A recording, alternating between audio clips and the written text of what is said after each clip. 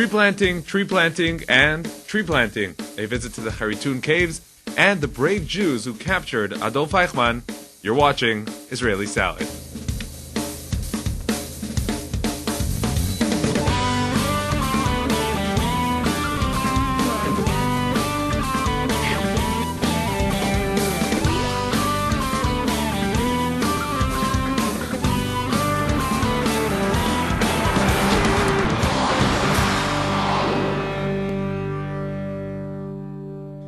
Shalom and welcome to Israeli Salad. Tu B'Shvat, the New Year's for trees, was celebrated on the Shabbat of February 3rd, and today we'll take a look at some of the events that took place before and after. This year, Tu B'Shvat fell on a Shabbat, and so the prohibition to plant trees on Shabbat was a great excuse to mark this holiday on more than one day. Our sages say there is no clearer sign of the redemption than the land giving its fruit to Am Yisrael as they return to her from the diaspora. Let's first see how Tu B'Shvat was marked in the north, the flourishing north, which was harmed seriously during the war last summer. You are all about to leave an ecological footprint in nature. Each one of you who plants a tree and goes home, that tree will remain here and continue to do important work. Just as we enjoy the beautiful forests planted by the Zionist pioneers who came here in the days of the 50s, we too will plant trees and continue this important chain of keeping our land green and beautiful. It appears that the one-day Tu B'Shvat holiday for trees has lasted for 2 weeks this year, because even 2 weeks before the Chag, the Prigat company head north to replant their company's forest, heavily damaged by Hezbollah rockets last summer. 12,000 dunam, or 3,000 acres, of JNF planted forests were burnt. Another 8,000 dunams, or 2,000 acres, of natural forests were burnt, and a similar amount of national parkland was burnt. So, all in all, about 40,000 dunam, or 10,000 acres, were destroyed. Today there is no more smell of burning trees. The smell of fire has been replaced by that of new growth and fresh trees. But on the side of Mount Biria, which is located right next to Mount Hermon, one can still see the results of the Hezbollah devastation of northern Israel. It will take a few decades until this land flourishes once again. Our grandchildren will be able to hike here and enjoy the views. Until then, the JNF has prepared a special prayer to be said before the planting of every sapling, asking God to bring the rains necessary to sustain the new trees. Our Father in heaven, builder of Zion and Jerusalem, and foundation of the Jewish sovereignty, have mercy on your land, and your kindness bring forth the dew and the rain in their proper seasons, both on the mountains and in the valleys, and water all plant life within them. Amen. And now from the north, we'll continue to the hilltops of Judea and Samaria. While trees are being chopped down from the Amazon rainforest to inner China, on the hilltops of Yesha, new forests are actually sprouting up. Residents of Judea and Samaria have taken it upon themselves to reforest the barren hills and turn the area green. With saplings in hand, yeshiva students and seminary girls were taken by dozens of buses to Jewish outposts all over Judea and Samaria to take part in specially organized tree plantings. Arutz Sheva joined the group at what's known as Hill 725 next to the town of Yitzhar.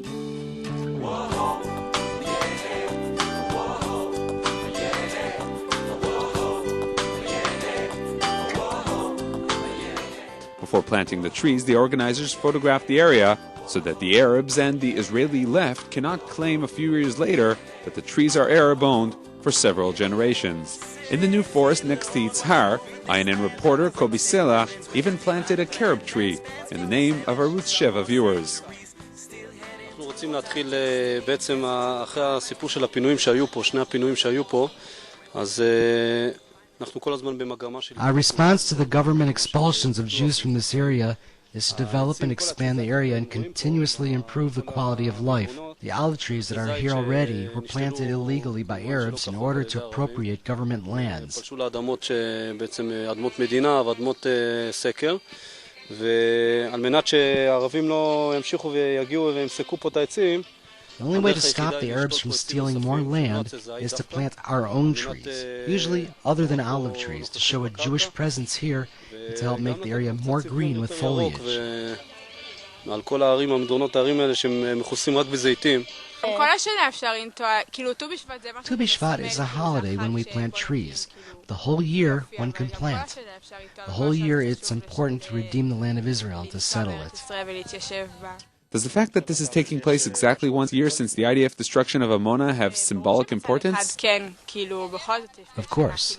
A year ago the IDF expelled people from our land, and now we're planting and resettling it. Last year they also tried planting trees on the hilltops, but the IDF commander of the Samaria region issued a stern command forbidding the action. He even sent his soldiers to search for planters and expel them. Today the atmosphere is different. The new regional commander is less antagonistic to the local residents, and the planting goes ahead without a hitch. The commandment to settle the land involves mainly the planting of trees, and not just any trees, but fruit-bearing ones.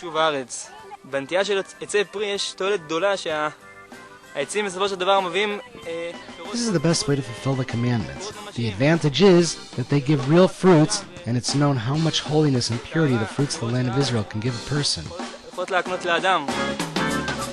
On the way out, we meet a group of Chabad women who came all the way from Crown Heights in New York to take part in the event. We're here because we're representing Chabad Lubavitch, and we came to show support to the Yeshuv Yitzhar. We support them, and we want to all settle here. We want to help, expand the settlement and make the Jewish presence stronger. So we wanted to come plant some trees in honor of Tu B'Shvat. We came originally just for a week, but Mashiach's going to come while we're here, and we're going to be here forever. And eventually, I want to come to Yitzhar, and I want to move out there and expand the borders of Yitzhar. And until Yitzhar and Israel will be all over here, there'll be no more Arab settlements, just us. At the end of the day, the western side of Yitzhar was planted successfully. Everyone hopes that by next year, the trees will begin to flourish and they can begin reforesting another area of Yesha.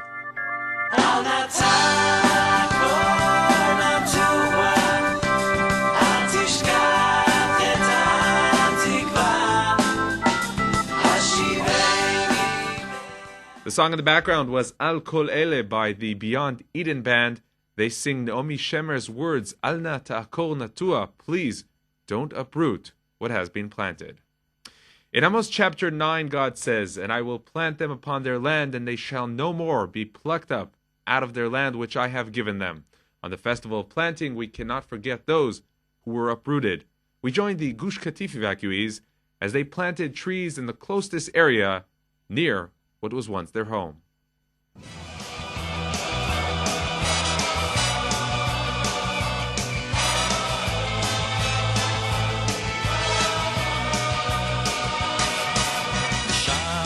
For the refugees of Gush Katif, planting trees has great symbolic significance, especially when it's done at the Kisufim Junction, located at the entrance to Gush Katif.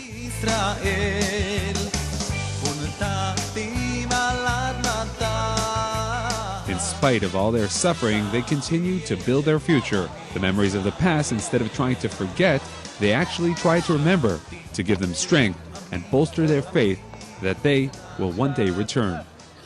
How can you believe so strongly that you will return to Gush Katif? Because of my faith. Do you have any doubts? Since we left, all the Arabs do is kill each other. We also see all the perpetrators of the expulsion falling. Today, Kadima MK Chaim Ramon, yesterday President Katsav, and tomorrow Prime Minister Olmert. Since we left, missiles are falling from Sderot to Ashkelon. Everything is going in the right direction. All we need is a little patience.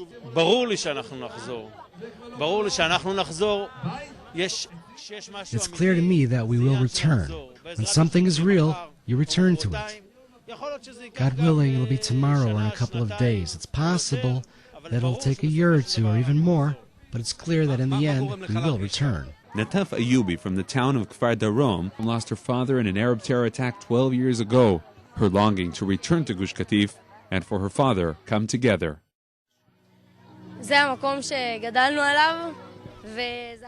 This is a place we grew up in. It's our life. They simply took our lives from us, and if we return there, it'll be like returning to my childhood, like life in the Garden of Eden, and everything we had there.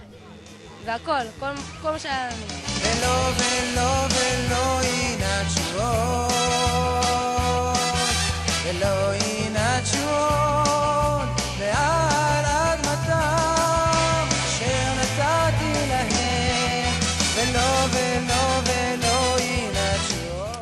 song in the background was Velo Yinatshu Od by Aharon Razel and the Shalhevet Band. One last note about Tu B'Shvat. Israel is the only industrialized country in the world that plants more trees than it chops down. Okay, that's all for Tu B'Shvat, but we're absolutely not finished with our program. Now, Gabi Newman takes us to the Charitun Caves. Old stories of reclusive monks, desert views from towering cliffs, sprawling riverbeds, and hiking and sometimes crawling through narrow crevices and rocks. These are just a few of the experiences in store for you in the next few minutes. From the town of Tekoa, just south of Jerusalem, you descend into the Judean desert. There you quickly forget the urban jungle as you connect with the special atmosphere of the desert.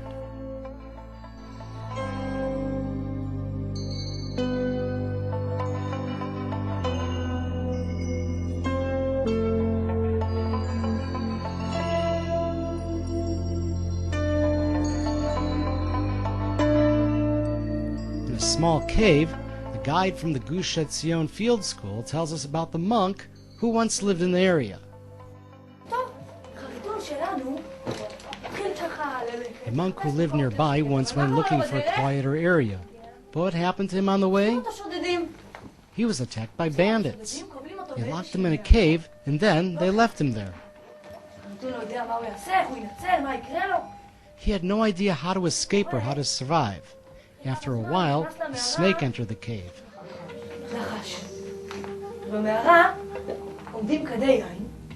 In the cave were barrels of wine. The snake entered one of the barrels. When the thieves came back and later drank the wine, they were bitten and died. With great joy, the monk used the bandits' keys to unlock his chains, and he took the treasure with him. Here is the entrance to the longest cave in Israel. 2 hours of walking and crawling through caves, some extremely narrow, and others as big as a wedding hall, await those brave enough to enter them.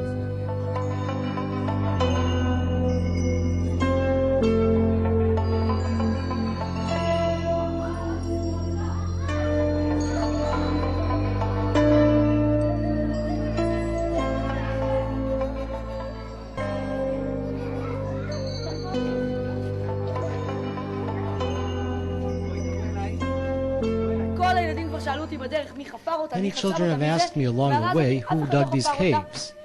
These caves were not dug by anyone. These are natural karst caves, for those who understand the term. Water which entered into the mountains simply dug them out. The water eroded the gir and dolomite rock.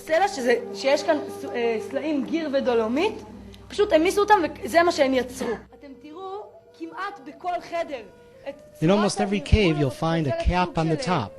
Around 1853, they began to explore the caves. 10 years later, a group arrived to investigate them more thoroughly. They made a very crude map. 100 years later, the Society for the Protection of Nature in Israel dug for 2 years and created a very accurate map of a cave with 55 separate rooms.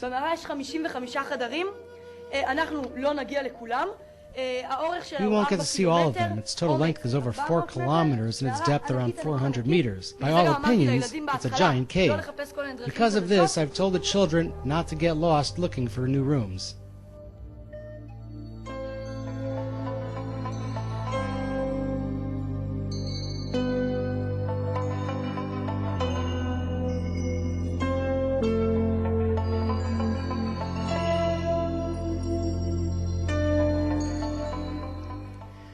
Two intifadas and a terrorist murder of 2 young Jewish boys who were exploring the caves succeeded in scaring visitors away from the site for many years.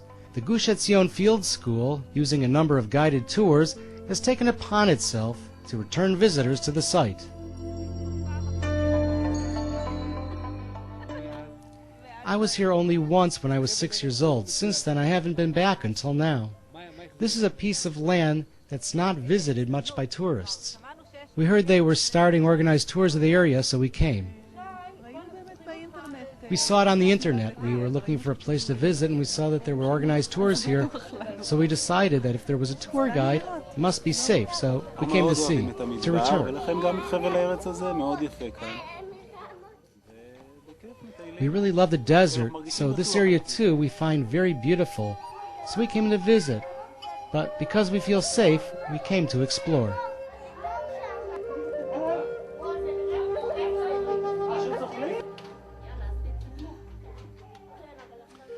The generation of Holocaust survivors is slowly disappearing from our world, and their stories and testimonies are being preserved in books, movies, and museums. But how about those who decided to avenge the mass murder?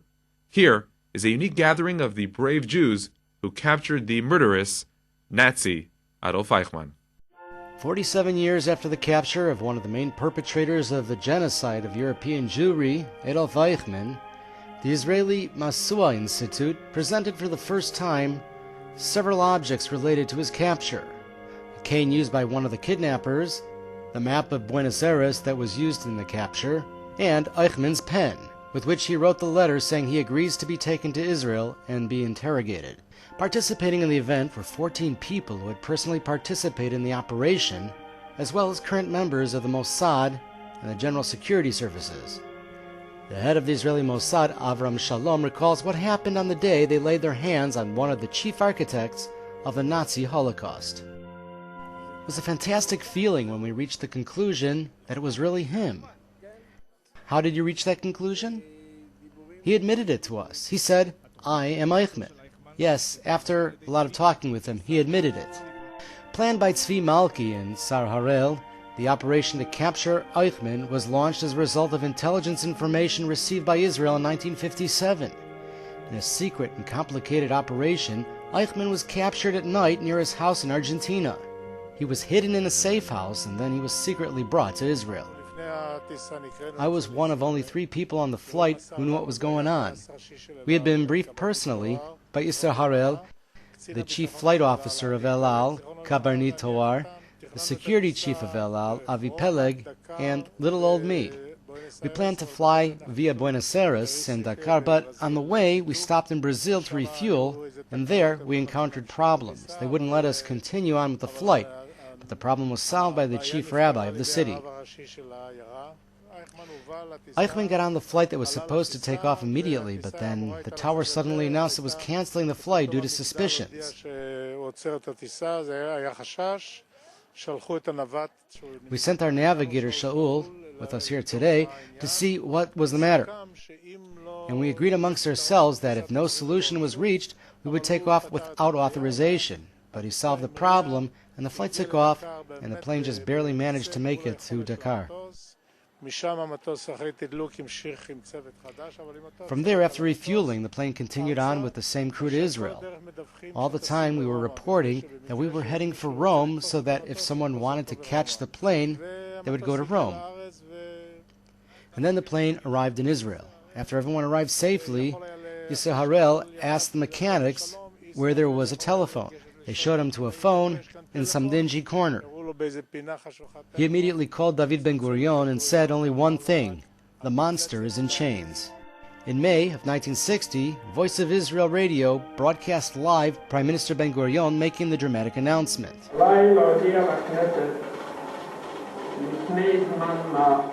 It is incumbent upon me to announce to the Knesset that a short while ago, Israeli security forces captured one of the greatest Nazi war criminals, Adolf Eichmann, responsible along with the rest of the Nazi leadership for what they called the final solution to the Jewish problem that served as the excuse to murder 6 million Jews of Europe. On the flight in which Eichmann was brought to Israel was also Tzipi Cohen, later Glazer, who was a flight attendant on the plane. When I was called to take part, I didn't really know for what I was volunteering. We left Israel for Argentina without any idea why we were going. I carried out my duties as normal. Only when we landed did I understand the magnitude of the event. At the time, I acted like a robot.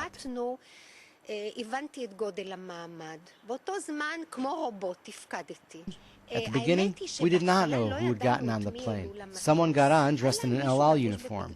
We all got on the plane, and even after they said his name to me, as a native Israeli, the name did not mean much. But later, after they told me about all the monstrous things that he had done, I looked at him and it was really hard for me to believe it. Some old, miserable-looking guy sat there. It seems to me that only because of his uniform and position did he have the power to do what he did. Those who took part in the conference this week can only look back and remember those days that are slowly being forgotten. Okay, that's all for today. Join us again next time. Until then, shalom and enjoy our new site.